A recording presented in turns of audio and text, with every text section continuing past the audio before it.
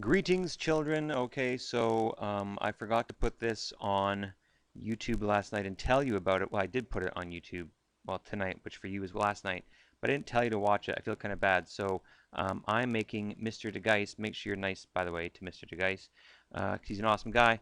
But I'm asking you to watch this now in class. So if you wouldn't mind paying attention, put your cell phone away. Chloe, thank you very much. I'm sick and tired of seeing you with it out all the time. Same to you. Yes, you. I know you're talking to you. Anyways, we're looking at slope point form today, which just is another um, way of expressing equations. And I'm just going to kind of give a brief overview of the three because I know some people asked about why we're doing all these three and what's important about them. So here's a brief look at it here. Okay, so these are the ones we've learned so far, slope-intercept and general form. And the reason why we like slope-intercept so much is because we can get the slope and the y-intercept just by looking at the coefficient of x and the constant term b. And for general form, we can get the slope, the y-intercept, and the x-intercept all by looking at the ratios or just by plugging in values, say, for example, for 0 and solving for other unknown values like we've been doing. So that's kind of what we get from each of those forms. By the name slope point form, since slope-intercept gives us the slope and y-intercept, you should expect that slope point form is going to give us the slope and a point, and it does. Here's what it looks like. Y minus y1 equals m times x minus x1, okay, where x1 and y1 are the coordinates of any point on the line, and m obviously is the slope. Okay, and so that makes it really easy then to write an equation of a line with this because you need any point, not just the y-intercept, any point on the line and the slope, which can kind of lead to what looks like two different equations. We're going to look at that in the video right now. And by the way, don't bother writing this down. This is all on YouTube. You can go find it. I'll post it. Well, it's on my YouTube channel, but if you can't find it, I'll post it for you later. Don't worry. Anyways, on Edmodo, I mean. Let's look at some examples of how we're going to use slope point form today. All right, well, here is an example of a line going through 2 points. If you were to try to find the x or the y intercepts, you'll notice that they are not whole numbers. These are going to be fractions. So that's kind of annoying because now you have to actually calculate a fraction to find the y-intercept if you want to do slope-intercept formula. But for slope point, all you need is the slope and 1 point. And look, we have 2. So let's first of all calculate the slope. So rise over run, and it's 13 over 10. It's a positive slope. Let's leave it as a fraction. Okay, so the general, sorry, not the general, but if I were to write down the slope point form with just the slope written in, okay, there it is there. Y minus y1 equals 13 over 10, the slope, times x minus x1. To finish writing the equation, though, I have to plug in the coordinates of one of the points. But I can use either one, either 2, 7, or negative 8, 6, or any other point on the line. And the equation you get is the same equation, but it looks different. So let's just use the first point there on the left, negative 8, 6. And I'm going to put it, actually no, let's go with the one on the right. It'll be easier. I'll show you why in a sec. Let's do 2, 7 and plug 2, 7 into that equation. I'll do that on the left side of the page here. Okay, so y minus 7, the y coordinate, equals 13 over 10, the slope, times x minus 2, the other, the x coordinate from that point. Okay, and it's just y minus the y coordinate, y minus 7, right? So there's no issue with signs, which is what's going to happen now with when I do with the one on the bottom. Because both numbers are negative for the negative 8, negative 6 point, when I plug it into my equation, it's actually going to be y plus 6 because it's y minus negative 6. So this is what it looks like when I write with the other points. And it's y plus 6 this time because it's y minus negative 6 equals 13 over 10, the slope, times x minus negative 8, which is the same as x plus 8. Okay? So there we go. Both those equations are talking about the same line, but they look different, don't they? Okay? But they are in fact the same, and I can prove it to you by writing these in slope-intercept formula. To do that, I need to convert to slope-intercept by isolating y. So let's go about doing that I'm going to use, start with the one on the left there, add 7 to both sides.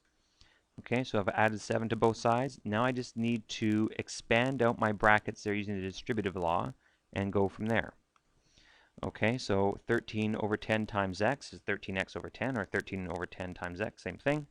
And then 13 over 10 times negative 2, just multiply the negative 2 by the 13. You get negative 26 over 10. Okay, the 10 doesn't change because the new denominator, here, is just 1.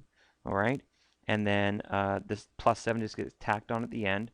All I need to do now is combine these two like terms, and you know what? We can do it using your calculator, but I can also just do it by converting 7 to a fraction over 10. In other words, I can say this is 70 over 10. That's also equal to 7. Okay, and now I can just add those two numerators together, and I get y equals 13 over 10x. There's the slope, plus, well, negative 26 plus 70 is 44. So 44 over 70. There's the equation in slope-intercept form. Okay, so you solve any of these equations for y, you get the slope-intercept form every time. I'm going to do the same thing to the equation on the right now. So again, start by moving everything over to the right-hand side except the y. In this case, I'm going to subtract 6 from both sides.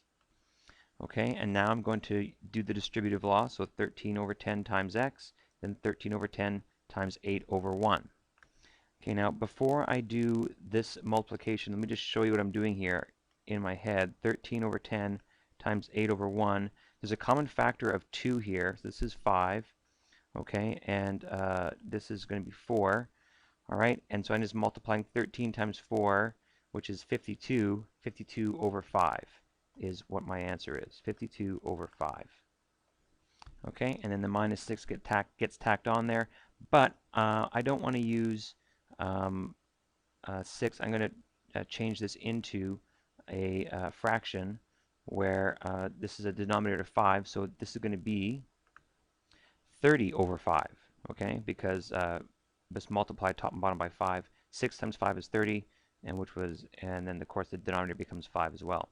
So there we go there. Now I just need to combine like terms, and I go 13 over 10x plus, and then it's 52 over 5 minus 30 over 5 is 22 over 5, and you're saying, BB, that's not the same. And you're right, it's not, because we forgot to do something over here on the left, and that is this fraction right here has a common factor, top and bottom, of 2. I can reduce this down to lowest terms.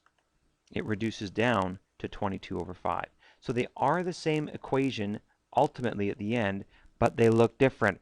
And that gives you more flexibility, though, because you can pick any point and they're both the same. Okay, I also want to talk a little bit about how you extract information, because picking out the slope is pretty easy. There it is there. But if I want to look at that equation on the left there and say, well, what point is on the line? What's the point in the slope point form here? It is not -2, -7, because we know -2, -7 is not on the line, but 2, 7 is. In other words, it's the opposite of that. So that's the y coordinate, the 7. The opposite sign of -2 is 2. So it goes to the point 2, 7, not -2, -7.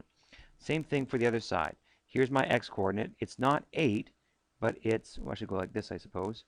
It's -8. And then the 6 becomes -6. Okay?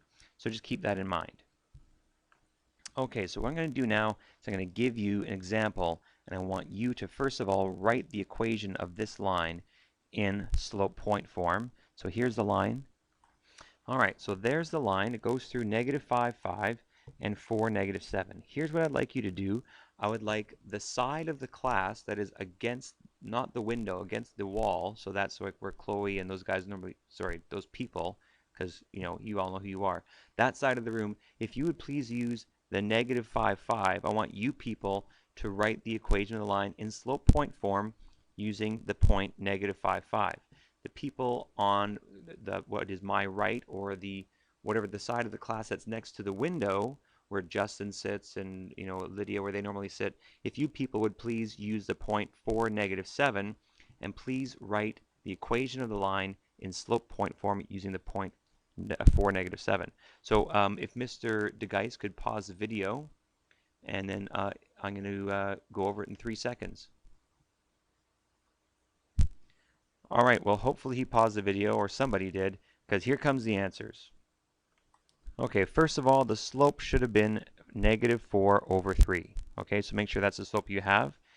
Here's the equation for the line on using the point on the left, rather. Okay, y minus 5 is equal to -4/3 times x plus 5, because it's x minus -5. Okay, and for the people on the other side of the class, this is what you should have had. Y plus 7 equals -4/3 times x minus 4. And now what your task is I want everybody, regardless of which equation you have, to convert this equation to slope-intercept form by moving the constant term over like I did in the last one, and expanding everything out, and compare answers with people on the other side of the class. So again, Mr. DeGeis, if you wouldn't mind pausing the video and helping people to do that, I'll go over the answer in 3 seconds. All right, well, let's start working through this. Hopefully you've all had a chance to figure it out. Here we go with the one on the left first of all. The first step, of course, is just to move the 5 to the right. So I just added 5 to both sides. Okay, next step then is going to be to expand out my brackets using the distributive law. Just multiplying -4/3 times x and -4/3 times 5 gives me those values there. And then I just want to rewrite the last term, plus 5, as a fraction with a denominator of 3. So that's plus 15/3. That's the same thing as saying 5. Okay, because 15 divided by 3 is 5. So now I can just add those two together, and you get y equals -4/3x minus 5/3. And that makes sense because that's about -1 2/3, which is about where that crosses that line. Okay, and the other side of the class should get that as well. Here it is here worked out for you. Okay, so I just subtracted 7 from both sides. Now I'm going to expand using the distributive law. Okay, and I get 16/3 as my middle fraction there. I'm going to rewrite 7 as a fraction with the denominator of 3. So I'm going to multiply 7 by 3, so 21. 21/3 is the same as saying 7. Okay, and then it's going to combine the fractions now by adding, or in this case subtracting, the numerators. And you get the same thing. Okay, so there you go. Now